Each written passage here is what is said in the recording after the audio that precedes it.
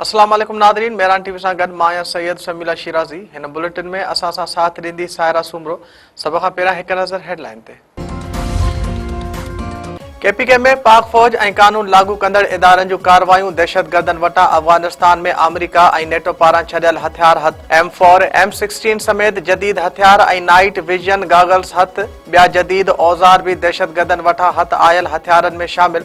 ज़रनि मूजिबि अमरीका ऐं नेटो अफ़गानिस्तान मां निकिरण वक़्तु उहे हथियार छॾिया हुआ। दहशतगर्द उहे हथियार पाकिस्तानी फोर्सिस ख़िलाफ़ इस्तेमाल करे रहिया आहिनि। इलेक्शन कमीशन सोहेल आफरीदी खे अॼु ज़ाती हैसियत में पेश थियण खां छूट ॾेई छॾी। चीफ इलेक्शन कमिश्नर जी सदारत हेठि मुलाज़िमनि खे धमकियूं ॾियण वारे मामले जी ॿुधणी। वज़ीर आला केपीके जो वकील एडवोकेट अली बुखारी पेश।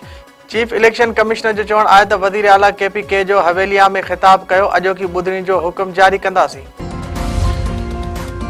वज़ीर आज़म PIA जी निजकारी जे अमल खे तेज़ करण जी हिदायत करे छॾी। शहबाज शरीफ़ चयो आहे त समूरा मरहला शफ़ाफ़ तरीक़े सां मुकमल कया वञनि ऐं जहाज़नि जो अंग बि वधाए वञे। इजलास दौरान वज़ीर आज़म खे ब्रीफिंग में ॿुधायो वियो त PIA जी निजकारी लाइ 4 पार्टियूं प्रे क्वालिफाई थियूं आहिनि। जल्दी क़ौमी एयरलाइन जी निजकारी जे हवाले सां ॿोली लॻाई वेंदी। बनू में अमन कमेटी ऑफिस ते दहशतगर्दनि जो हमलो, 7 ॼणा मारिजी विया। पुलिस इख़्तियारनि जो चवणु आहे त दहशतगर्दनि राति जे वक़्तु अमन कमेटी जे ऑफिस ते हमलो कयो। मारिजी वियलनि में दानिश, कामरान, वलीउल्लाह, सफ़ियान, मोहम्मद नियाज़ ऐं नौमान शामिल आहिनि। आईनी अदालत जे चीफ जस्टिस अमीनुद्दीन चयो आहे त आइन जी तशरीह शफ़ाफ़ियत, आज़ादी ऐं ईमानदारी सां कई वेंदी।